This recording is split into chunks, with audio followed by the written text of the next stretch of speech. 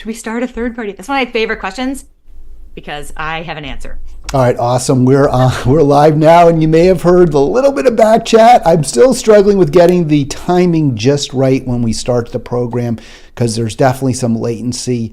When I talk, when Anna talks, you don't always hear you do hear us, but you hear us after we start speaking. So I'm always a little. I tried to play some music. I didn't get that ready for you folks, but welcome to Halitics on this Wednesday, the 3rd, and I am so excited to be joined and to have Anna Callahan with us. She is the founder, as you can see, of The Incorruptibles. She's an author. She is a multi-talented individual, and we're going to talk politics as we do on Halitics.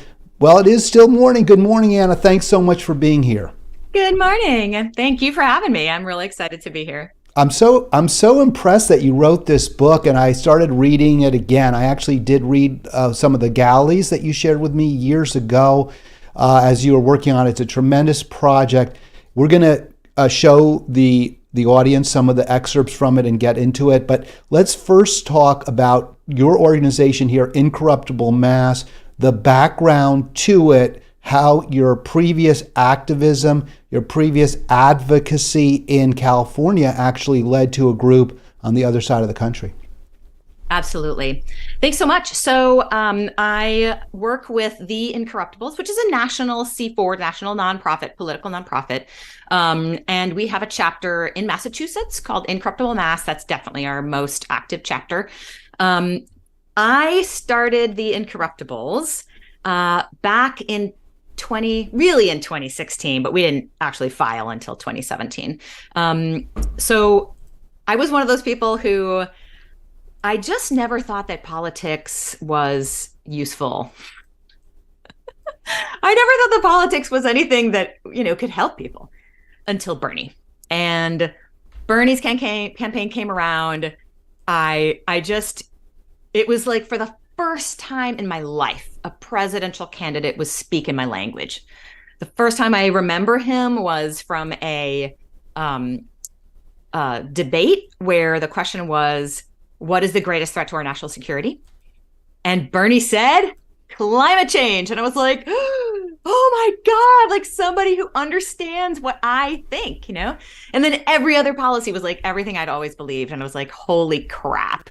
So I got very involved in the Bernie campaign. I was actually a software engineer before that professionally. I ended up leaving software engineering to dedicate myself full-time to volunteering for Bernie. And then after that, full-time to The Incorruptibles and training people around the country. So the early history of The Incorruptibles is that I knew that Bernie had started as a mayor. I knew he had started at the local level. And I just had this idea that the local level is really the place where great people-centered, non-corporate backed candidates needed to start. And so it just turned out that at the time I was living in Berkeley, California, and just north of Berkeley is a city called Richmond. And the story of the Richmond Progressive Alliance is utterly amazing. I met people from this group. I heard about their history and everything they had done. And I realized that their strategy is a model for almost any city in the country, any smaller city in the country, to do what they did, to take over the city council and the mayor and then just pass incredibly progressive policy after policy, year after year after year. So I'm going to tell you the story. It's a good time to tell the story of the RPA because it's so inspiring. I'm going to All right, now go ahead. Tell us about the RPA. Sorry, I was just checking the levels. I still do this because I'm always paranoid there's bad audio problems, but there are none. We're sounding great, or you're sounding great anyway. When I talk, probably people aren't as happy. So go ahead. Tell us about, what is it, Richmond Progressive Alliance, because it is a very, it's a story that provides us with some optimism, I think, going forward. Absolutely. I think it's really a model for any smaller city in the country, creating Bernie Sanders, tons of them. So the Richmond Progressive Alliance is from Richmond, California. It's a city of about 130,000 people. It's the home of the second largest oil refinery in the country. And most of the politics has been in the past totally controlled by Chevron. They had the second highest homicide rate in the country. They had very low wages compared to surrounding cities. They had terrible environmental disasters. Like every 5 years, that plant would explode or have a horrible burn and send smoke up in the atmosphere. It would damage the environment. It would send hundreds of people to the hospital.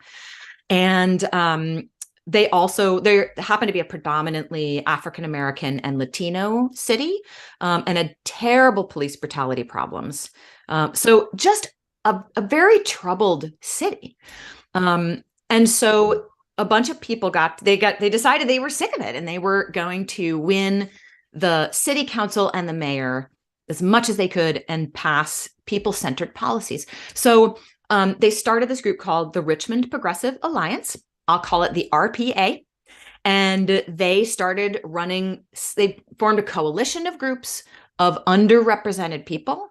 They had a policy platform that they all agreed on. And then they started running slates of candidates. Every election cycle, a slate of candidates for city council and mayor. They pretty quickly got a few city councilors, then the mayor, then a majority of the city council, then a super majority of the city council. And this is despite insane amounts of money that Chevron and the big banks, big soda, and other industries, gigantic industries, began to pour into city elections in desperate attempts to defeat them.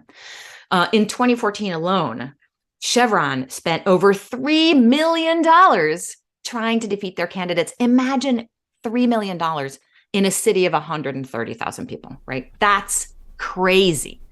Well, and also, let me just jump in. It's not only a small city, but it's a poor city. So yes, there are very few counterbalances with any real resources, assets against this corporate behemoth, one of the richest and most powerful in the world.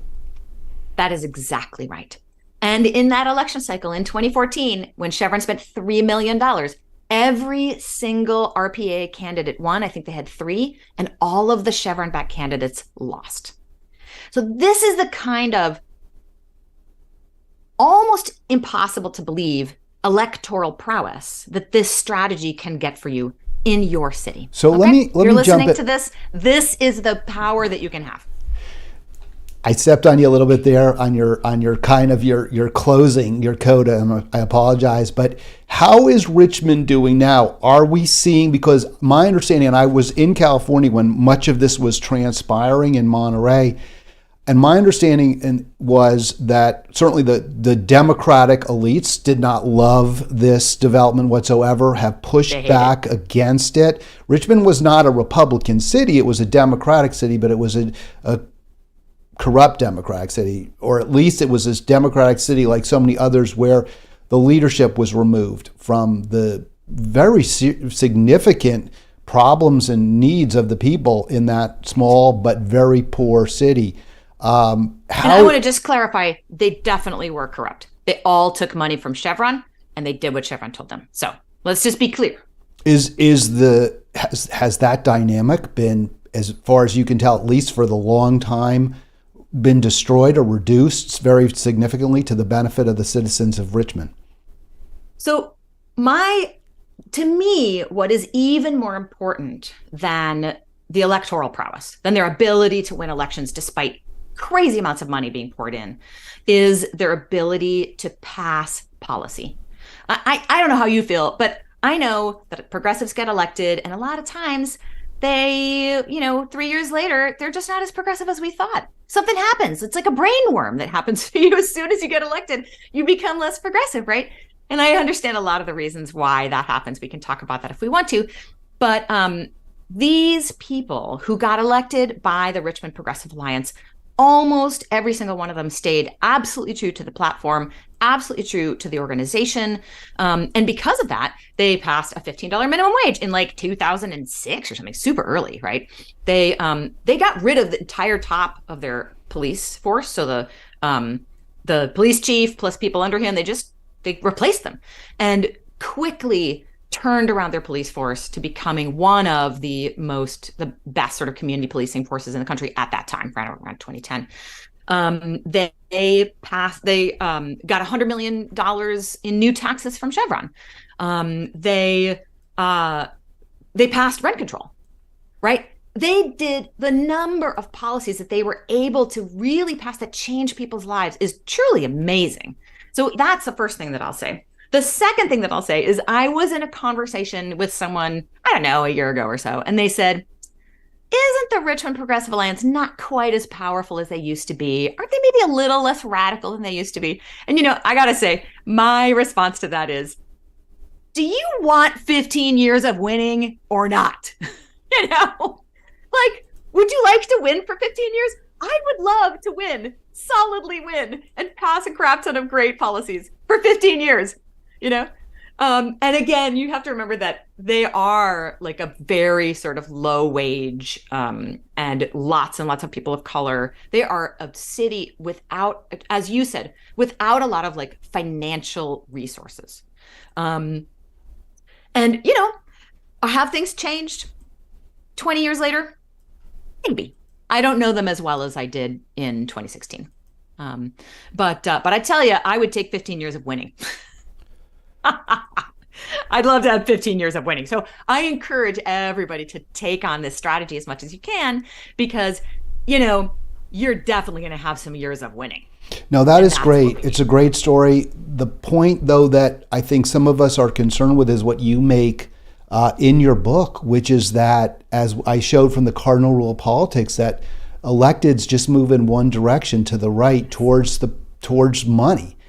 And even in a city like Richmond, where you have these, outstanding, the playbook, right? And we'll go through that. But even there, it's not bulletproof.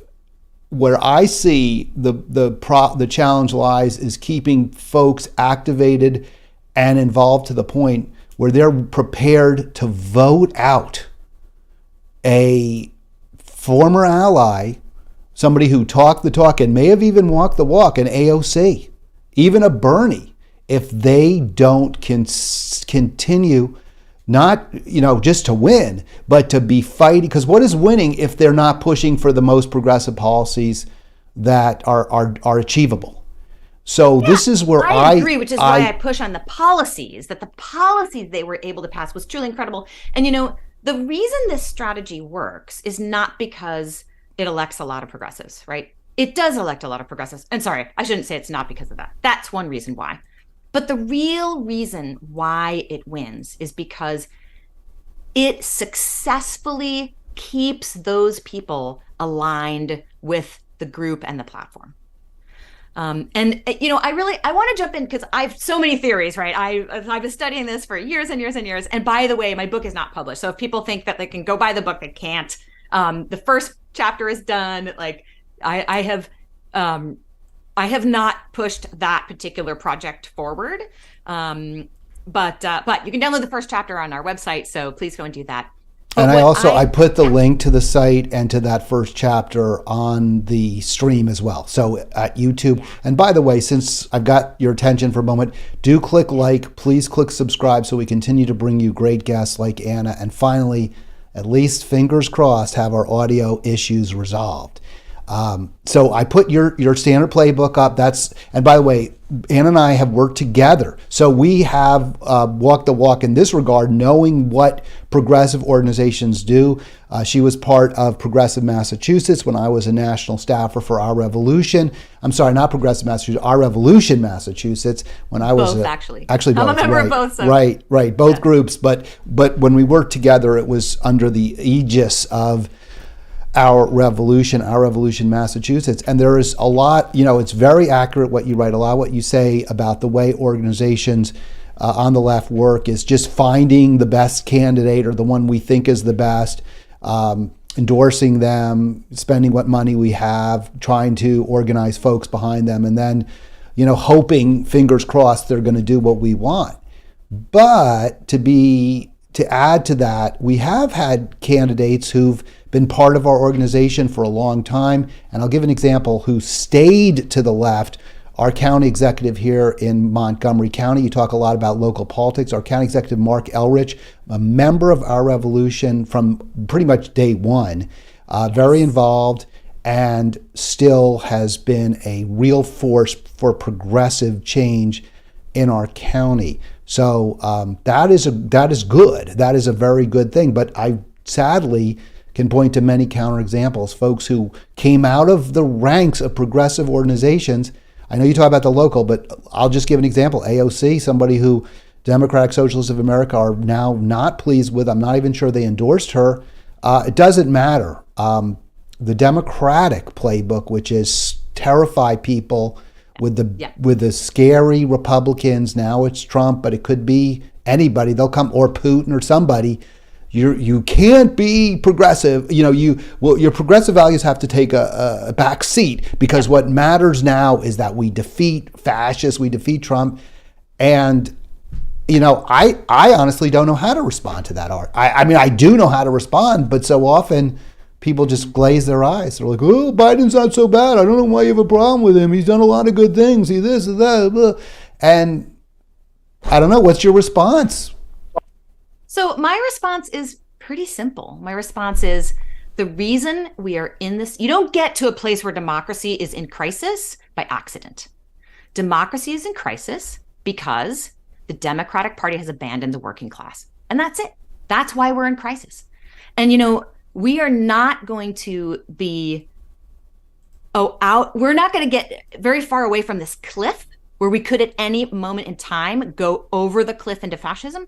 We're not going to get out of it until we take up that mantle of truly representing working people. That's it. So if you feel like doing this thing like, you have to keep, fighting for the lesser of two evils forever, like, we will go over the cliff. That's it. That's the choice that you're making. We will go over the cliff. The only way to back off from the cliff is to actually represent working people in America. And under Obama, inequality grew. Under Trump, inequality grew. Under Biden, inequality grew. Like, if inequality, it's not complicated. If inequality is growing, you're going in the wrong direction. And people get that. People understand that argument when you're like, guess what? There's plenty of studies talking about inequality and how you get too far in inequality, democracy breaks down. That's the reality. So if you can be proud as you want of Obama passing, Obamacare, but if inequality is growing, we're headed toward fascism. That's it. End of story. 100%. 100%. But yes. But the other issue that we deal with, Anna, on the left, as organizers, is that the people to whom we're talking about inequality often aren't the victims, the biggest victims, right? They tend to be highly educated. They tend to be people who have they're the few. They're one of the few. They tend to be a few of the very small and declining numbers of middle class people. They're not generally affluent, but they're not poor. They're not the real victims. So inequality hasn't quite bitten them in the butt. And I've heard people even say, well, I like my cell phone. I like my iPhone from China that, I can afford, even if it's $1,000, even if the price is not really much cheaper than if it was made in the United States. They don't, again, that's why we do this, right? We try to educate and also listen, right? Because it's not enough to just present what you believe is true. Even with powerful stories, anecdotes, and evidence, you got to listen to what people are saying. Oh, for sure. Absolutely. I mean, what do you think are the winning arguments? Do you think that because I've tried that a lot, and I've said to Jewish people Jews, and I'm Jewish, are probably the most affluent ethnic group in America today. Maybe Indians, we've heard, I've read, have done very, very well, or at least South Indians. Maybe you can parse it, you can split the difference. But I've said to, and often Jewish people that I talk to are very afraid of anti-Semitism and the rise of anti-Semitism. And I will say to them, if you don't want another Holocaust, then fight for justice for poor, struggling, working people. Because scapegoating, bigotry, racism, ethnocentrism, nationalism, those all find fertile ground when there's massive inequality. And I've heard the response, well, you're just making excuses for those people. Like it's okay for them to be Jew haters because they're poor. And I'm like, it's not an excuse. Dude, do you want to get shoved in an oven or not? But people like their privileges. They don't want to give them up. They like their wealth. They like their, what they consider to be their middle class comforts. And they hear so often, if you're going to fight inequality, that means I'm going to be more equal to people who are below me, and I don't want that. So I'm curious what your question really is. When you're saying, how do you make the argument? How do you make the argument for what? What are you asking them to do? To say, I'm not going to vote for, I'm not going to vote for Jamie Raskin because when he held impeachment hearings, that created more division that created more intra-class division. That caused people who should be natural allies, poor, struggling, and working people of all races and ethnicities who should be united in fighting for much higher taxes on the wealthy, tariffs to bring jobs back to this country, and a very tight safety net, secure retirement, all of that. When you hold those impeachment hearings and you blame everything on Trump and you blame everything on his, quote, deplorable supporters, you're making it harder for us to bring about a better society. And that argument I found has fallen on completely deaf ears. So I still don't, you say you're asking them not to vote for Jamie Raskin. Yes. What are you asking them to do? Like what? Join a third, become Green, become a Green Party member, or find a challenger who is progressive. I'm asking them not to vote for Joe Biden. I'm asking them right now to vote for RFK. So that's what I'm asking. Right. I would never make those arguments. That's why I'm having trouble. Like, how do you message this? Because that's not a thing I would ask people to do. So why not? Why not? I mean, because you have a different way to get, or you have a different, you see a different path to get where we both want to get to, because we want to get to the same place.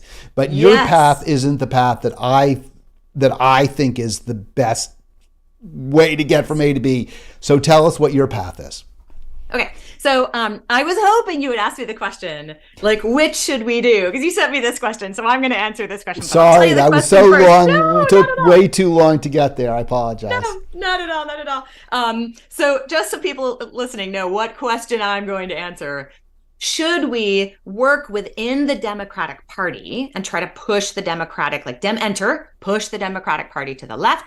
Or should we try and start a third party or go with the Green Party or do some other, like, outside of the two-party system party?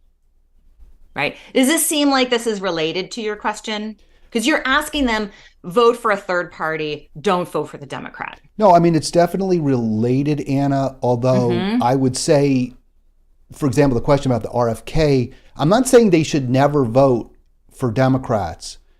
Yeah. I'm not saying that. What I'm saying is they should never vote for establishment Democrats or former progressives who have betrayed us. And then you get into the question, what does betrayal look like? What is betrayal? Because we can argue that. Yeah. And I think we need definitions. But yes. As a general rule, I never tell people not to do anything. Because how I understand the human sort of psychological makeup is, and this is true for kids, it's true for your spouse. Like they say this in like marital things, like it's true for every normal, regular person, I think.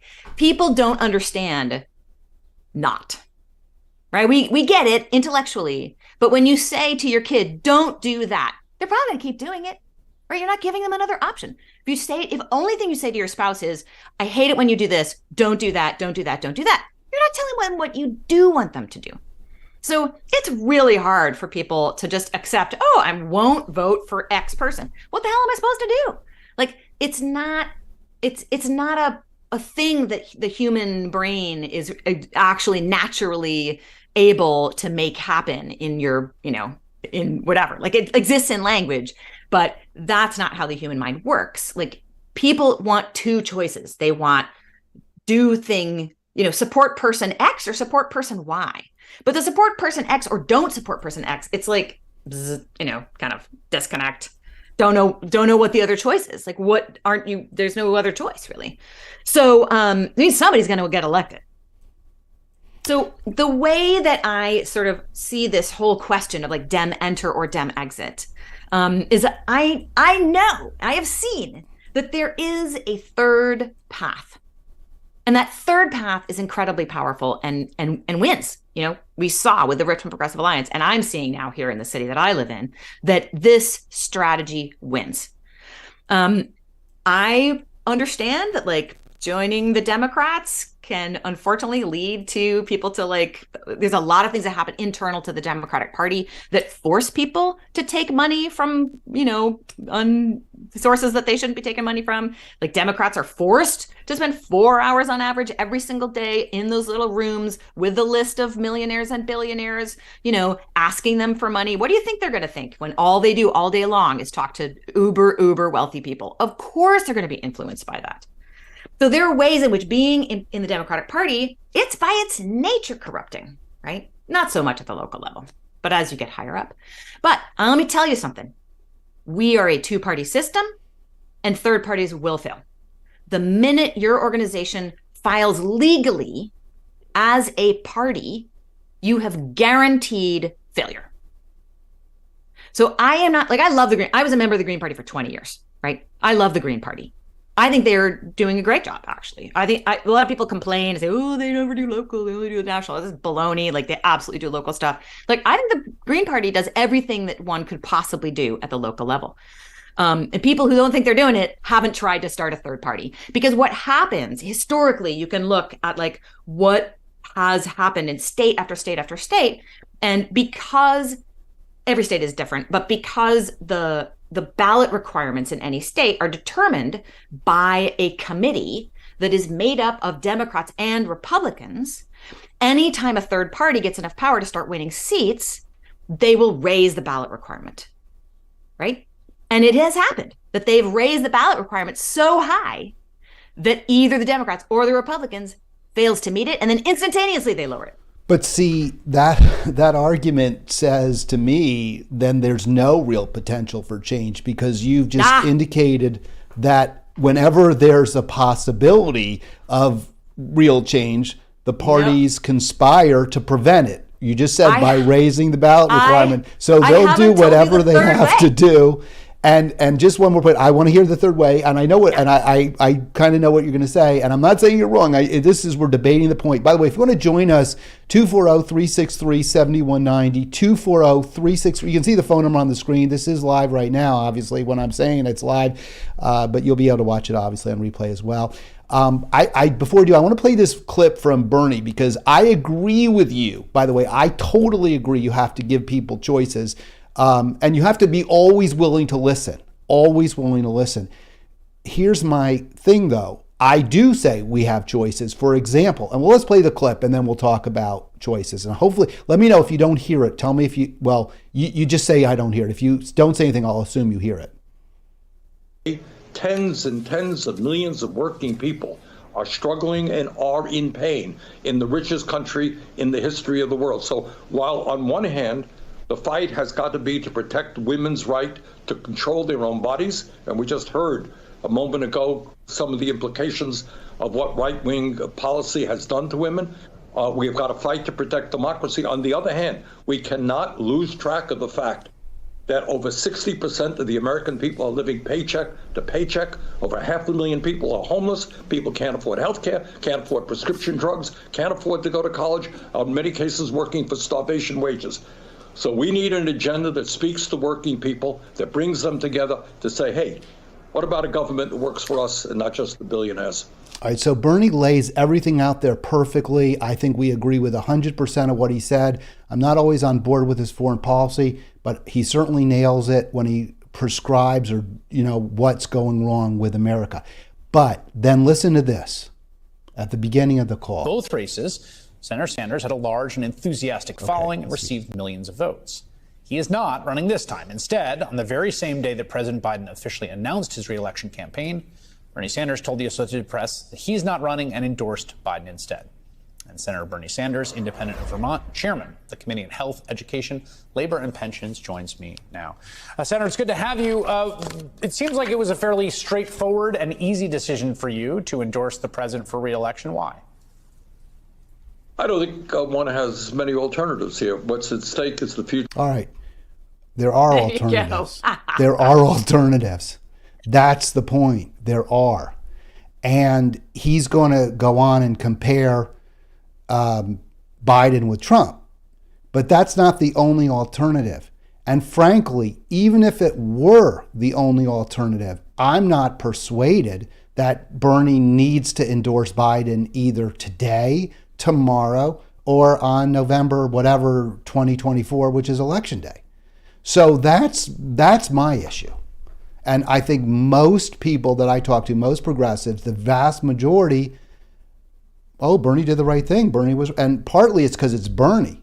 Just like when I'll say, well, AOC didn't endorse the Amazon strike. She should have, she didn't. She had a choice. Those were alternatives there. She didn't do it. Well, if AOC did it, it's right. People fetishize these politicians because they once were on our side or they think they were on our side. People think they were on our side. And let me just throw one more argument in here. You make the point, and I get it, I don't say you're wrong, that one of the things progressives need to do is expand potential elected potential candidates to include more BIPOC people. So some of the most corrupt members of the Democratic Party are people of color, African Americans. Jim Clyburn and John Lewis took, I think, 1 and 2, the most money from Big Pharma of anybody for years and years, and were a constant bulwark against expanding government-provided healthcare, fought tooth and nail against it.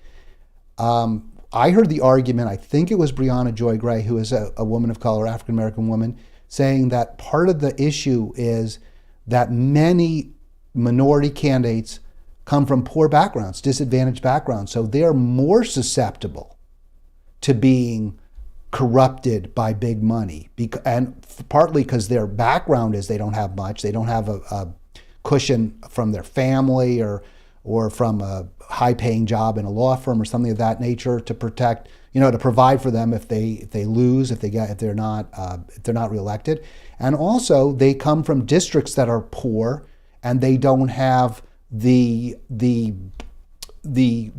donor base of progressives that maybe someone on the Upper East Side of Manhattan would have. So it's not clear that people of color, BIPOC, whatever, are going to be more progressive than an FDR, who was to the manor born. Look, I think that anyone can be corrupted by the system, right? That's, in fact, the reason we chose the name The Incorruptibles and Incorruptible Mass. The point isn't that we create people who are incorruptible, right? The point is to make you think. Like, what does it mean to be incorruptible? Are you, Hal, are you incorruptible? You are not. Am I incorruptible despite my 8 years of working in this field? I am not. There is not a human being on this planet I think you're pretty who close. Is not corruptible. You're pretty close, though. No, and I'm not flattering. Being tongue in cheek, but no, I know I'm. There's no one who is, and everybody is, and the system is designed to do it, and the system is very good, right? Very good at doing what it does, which is get people to only be able to hear, have time for the more wealthy and pro-corporate people in our society. That's what it does.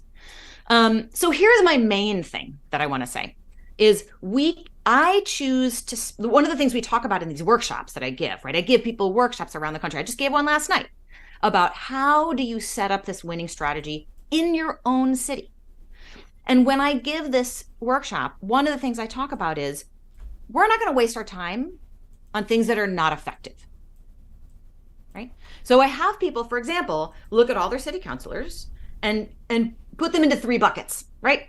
This group of people, 100% on our side, work with us, willing to work with us, like always on our side for the policies. Very few. Then there's the other side. People who we know are against us, they're Republicans, or they hate they're obviously taking money from all the wrong people, vote the wrong way all the time. Then there's the middle group. That's people who, sometimes they vote the right way, sometimes they don't. The reason that you split them into these three categories is because you want to support the ones who are on your side. And I mean real support. People don't understand what I mean by that. I don't mean that when the election comes around, you're going to vote for them or you'll endorse them. Nobody cares about that shit, right? That's meaningless, okay? That's like a teeny weeny little carrot that doesn't matter, right? You want to replace the people who are against you. But you want to stop wasting your time on the people in the middle, because this is what everybody does. They're like, oh, I'm going to lobby and I'm going to talk to them and I'm going to influence them and I'm going to get close to them and I'm going to do all this bullshit that frankly wastes all of our time and doesn't do, can I say? You've said it. You've already said it. So Sorry. It's fine. No, it's fine. I don't mind. I'm laughing. There's no FC. I think the FCC is. I actually just heard. We got into an argument about Tucker Carlson and this guy.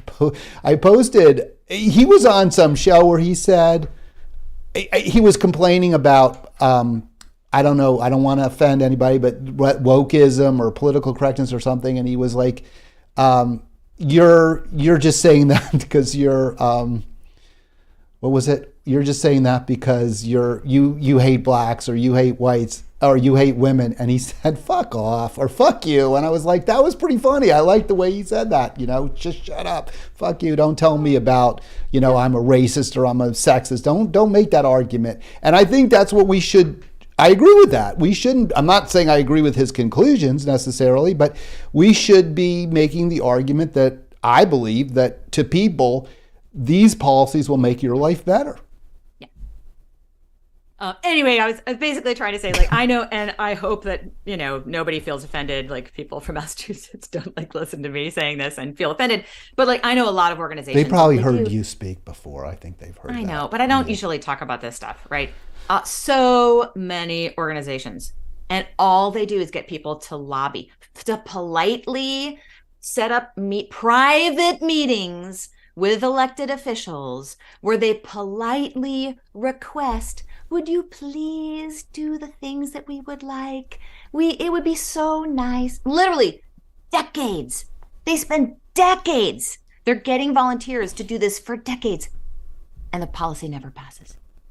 And it makes me sad because all of that volunteer time could instead be spent doing something where we're actually moving forward. We're actually winning. We're actually electing people who are going to stay on our side and going to make S happen, right? They're going to make stuff happen.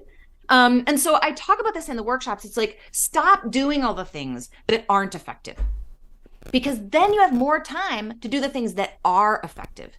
And so this third way that I'm talking about, which is not just dem entering and trying to change Democratic Party. It's not dem exiting and saying, F you, I'm going to go join the Greens or start my own party or whatever. How hard can it be? Right? It's hard. The third way, here it is. This is what the Richmond Progressive Alliance did in Richmond. They started an organization that had a brand, it had a name, it had a policy platform. It's a third party. Don't register it legally as a party, because as soon as you do that, guaranteeing that you will fail. Don't register as a party. Start something that is going to have the candidates. Those candidates are going to be tied to the organization. If they don't follow your policies, they get kicked out, right? Which we wish the Democrats would do, and then build power. Get elected officials. Be in one city, then be in 2 cities, then be in 5 cities in your state. That's what we're trying to do here in Massachusetts, right? Get power. Once you have elected officials, you've got majorities on the city council, you've got mayors, you've got all these people, right? Then maybe you can work at the state level, right? Once you build power that way. I know this is slow going, but frankly, we're not gonna win by being let's just all join the Greens and hope that we win the presidency. I'm sorry. Why do you think it's not going to happen? Why do you think that? And I'm curious. Why do you think this strategy is better than joining the Green Party? Because, I mean, they both seem incredibly challenging. You had to build a separate organization up that was apart from the Democratic Party as well as being a part of the Democratic Party. Why is that less of a lift and more likely to succeed? So the very simple reason is if you are registered as a party, the Democrats and Republicans have the power to kill you, right? That they have legal power to kill you as a party because you're registered as a party. That's the way the structure of our laws works. That's the way historically it has happened many, many times in different states across the last 200 years. Oh, I'm hearing that in the background. I'm hearing some playback in the background. Sorry about that there, Anna. Yeah, just testing something there. And now I'm too loud. There we go. And the other thing that I would say is the reason why I believe this is because I was in Green Party for 20 years. I've been doing this stuff for 8 years. I can tell you this stuff works. And I love the Green Party. So don't get me wrong. Like, I think the Green Party, like, I also think that DSA does a lot of good work, right? I don't think they're the ultimate answer, but we need Green parties. We need, democratic socialists that what they're doing is really pushing the envelope of what we are allowed to talk about in this country, of what democratic socialism is. What does it mean to actually care about people and not just say, corporations are people and we should do whatever the corporations want, which is basically like what we, our pro-capitalist society is. So we need these groups. I'm not saying that the Green Party isn't helpful in the whole milieu, but if what you want to do is build power very quickly, then use this strategy in your own city, as long as your city is less than 200,000. Do the strategy in your city, get it started in the next city, get it started in the next city, do it in a bunch of cities. Because in my city, it took only 2 electoral cycles to get a majority of the city council. 2 cycles. Oh, and a majority of the school board. Both. It was an amazing success. And one of the advantages that California and Massachusetts both have is that they tend to have relatively powerful city councils. And there's many, many cities. In Maryland, we have large unincorporated areas. Most of the governments are county. The power lies with the counties. So if you're in a smaller county, you can make changes there, but they tend to be large geographically, even if they're small population-wise. So it's more challenging to go from place to place. So different environments may or may not call for different strategies. On balance, I think we have to speak a lot of languages, and to the extent we can bring people together to support progressive Democrats who come from within an organization, that's great. I think to the extent we can support Green Party candidates who can win, that's great too. In California, there have been electeds from the Green Party, but I don't think they've ever taken over a city. I know when I lived in Monterey, the mayor of Marina, California, Bruce Delgado, is a Green. I don't know if he's still mayor. I think he's on the city council now. He had some very strong allies who may not have been Green, but were far left Democrats. Let's put really, truly far left Democrats. And as you said, on the local level, you can be less corrupt. They still weren't able to get all that much change done. And they ran up against a pretty intransigent, Democratic-controlled county government, which, reined them in as well. So there are always roadblocks to every effort for true reform. To me, can I say, I also, please. In the late 90s, I was working with the Green Party, the West Side Greens in the Los Angeles area. And they didn't have a majority, but they had a fair-sized minority of the city council of Santa Monica, plus the mayor. So they were doing quite well there. And by the way, when I say you start a party that's not legally a party, right? Like a branded thing, like what we're doing, like Incorruptible Mass or the Richmond Progressive Alliance, those are multi-partisan. So in the Richmond Progressive Alliance, the woman who was first elected and then became their mayor, she's Green Party, right? The next person who got elected happened to be a Democrat. Then they also have people who are Peace and Freedom Party. So it doesn't mean that you're excluding people from those parties. It just means that you have your own brand that can take anybody, right? In part because you're not legally tying yourself to the legal party definition. Right. I mean, I think why I ultimately think that we also do need an alternative party to an alternative to the duopoly. Let's put it that way, because I don't like the term third party because there are lots of other parties. There's not just three. I mean, there's the Libertarians and there's Working Families Party, which has run candidates, and but I fear that the power of the Democratic Party to corrupt, and you talk a lot about that, is so great that in the end it will rub the rough edges off of just about anybody if they continue to get elected, with the exception maybe of small, cities where they have a very invested electorate that is just going to hold people's feet to the fire. But in general, I think we've seen that the Democratic Party has this power to sand people's edges off pretty quickly. At least if you're in a different party altogether, you see the Democrats ultimately not as your ally, not as the end, not as someone that you may have to work with them in coalition, sure, but you're in competition directly with that party, and that is just not where AOC is. That is not where that squad is. They want to climb to the top of the Democratic Party, and so that's why I think we ultimately need people who view, it's a true check and balance, right? It's something, it's an alternative power structure that's completely apart from and views as a direct opponent the Democratic Party as well as the Republican Party. Yeah. I mean, the way I really think about this whole model is you start at the local level. It's a party without a party, right? So you're doing all of that stuff. You're building all of the infrastructure of a party. You just don't legally file as a party.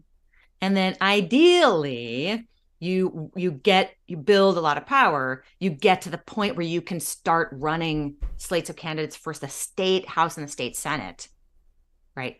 Because you have 10 mayors and, a bunch of city councils that you own and all that stuff. And then once you build power in a state under that brand, if you have enough power, flip the switch, register as a party, because you have power now. I don't think you can build power by registering as a party first and then doing it that way. But I think you can build power first and then eventually, once we're at that point, flip the switch, become a party. How crucial is an intra-class alliance between white working class voters and people of color? Utterly, 100%, absolutely, completely vital. So how do we do that? Because we have seen in the past 20 plus years a massive schism between these two groups that were reliably Democrat in the 30s, 40s, 50s. And that started, I think, to change by the late 50s, 60s. The civil rights movement did not, unfortunately, did not unite blacks and whites from the working class. It divided them blacks and white working class voters. It divided them to a degree, but I think there were many other factors over time that led to what we're seeing now. I mean, Obama got 40% of the white vote, so he did, fine. It's not great, but it's more than enough to get the biggest majority of any presidential candidate for quite some time. So I guess the question is, how do we, allied the differences that I think the elites from both parties are doing everything possible to exacerbate all the enmity, the misunderstandings, the racism, the suspicions. How do we? And I would say, I don't care what you call it, paper them over, avoid them, ignore them, so that we vote together for a better life for everyone who's not a millionaire. Wow, that is such a great question. I'll do my best. I'm smiling because I'm like, wow, a nice compliment from Anna. That's very sweet. Thank you for that. I have so much respect for Anna Callahan. I want just listeners, viewers to know that we may, just like when I have on David Cobb from the Green Party, I don't always agree with him either. I love David, by the way. Hi, David, if you're watching this.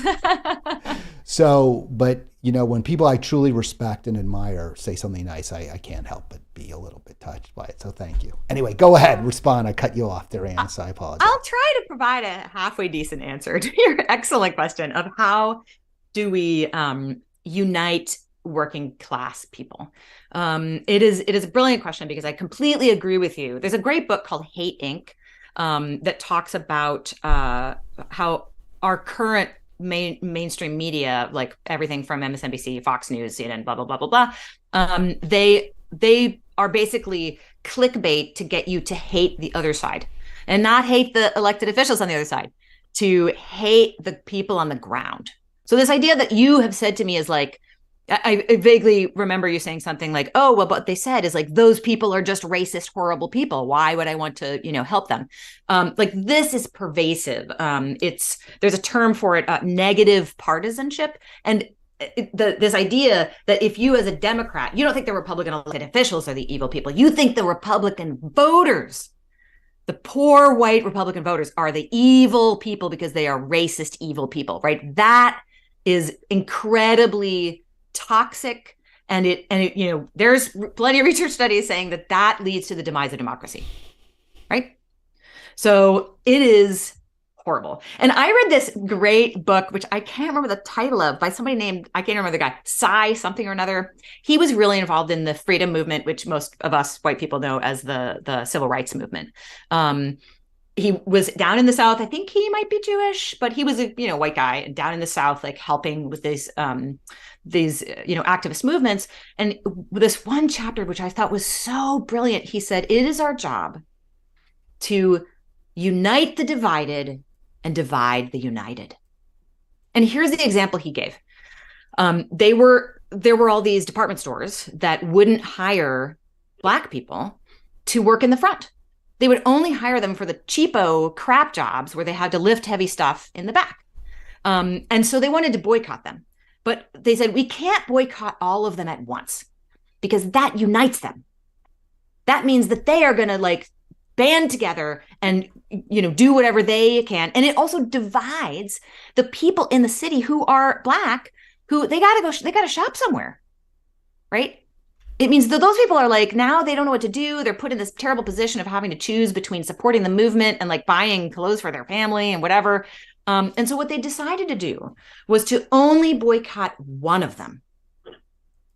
And what that did was it divided the department stores from each other. The other department stores were like, we don't want to, oh no, we're not that horrible racist department store. We're not like them. So they distanced themselves from the one department store that was getting boycotted. And the people on the ground who needed to be able to go and shop and get things they needed for their families, they could be united in boycotting this one place.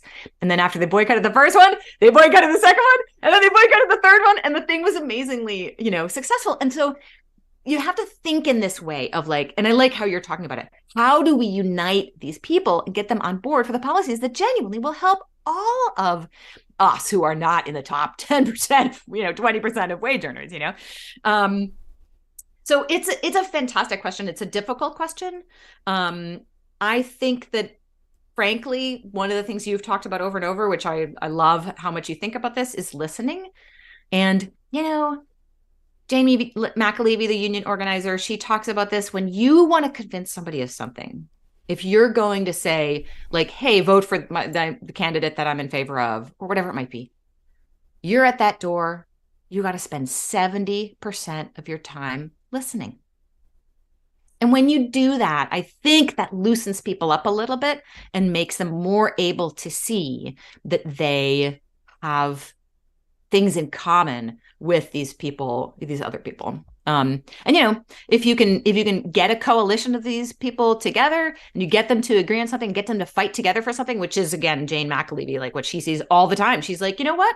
I get people together, working class people in their union, service union, or whatever it might be. Half of them are pro-Trump, half of them are, pro-Biden or whatever. They don't agree politically, but I tell you, when they're fighting for their own wages and for their own flexibility, they are united. So it's doable. It's hard. It's tough. Well, also because the elites get this, they know this in their absolute bones, in their core. I mean, that was a major reason to go after unions is because it is an ethnic, inter-race, intra-class institution that really is a bulwark against fascism and corporate and plutocracy. And we have much weaker unions now than we did in the past. One problem I have, I can talk a good game about listening, and I have found that when I talk to conservatives, I do listen, but I have so much trouble now when I talk to like the reflexive Democrat. I had a debate with a guy about whether Trump was the worst president of all time, and I said no, he's not. I mean, he just isn't. This is my view. It's clear he's not. I mean, you can, whatever your metric is, killed the most people or created the most inequality or whatever you want to look at, tortured people. And, I started with Andrew Jackson. They're like, well, can't you come up with someone in this, the past 50 years or something? So I say, yeah, I sure can. I can come up with someone in the 21st century, if George W. Bush. George Bush, exactly. And the response is just like they weren't listening. I don't get the feeling that the people that I have this debate with are listening. They don't want to hear that. They want to hear their own prejudices reinforced over and over again. Why have that conversation? Why have it? Because it's a pervasive attitude, and we need to. You got to pick your battles, man. I would never have that conversation with anyone ever. It's a waste of my time. It's good. It's good. It's good. It's good video. It's good. It's a good live stream. I think it makes for good entertainment. If you're doing it on here, that's good. Totally different. No, we did it right on this call. Yeah. No, it was a sure. That absolutely individual who's a very bright and very smart, very, I don't have to praise them, but they know they're onions. It's just ultimately just fully disagreed, and neither could hear the other. And I find I have difficulty with that because I feel that the evidence is so strong that the establishment in the Democrat Party is corrupt and is not on people's side. Even they'll say things like, well, it's a slow march forward. I'm like, no, Clinton, and you said this, Clinton and Obama have set us back. They're not making things better. Yeah. No question. It's backwards. Just literally, I mean, you can get lost in the details. So you only have to look at one thing, inequality. That's it. Just look at inequality. The end. You literally don't have to look at anything else. That's it.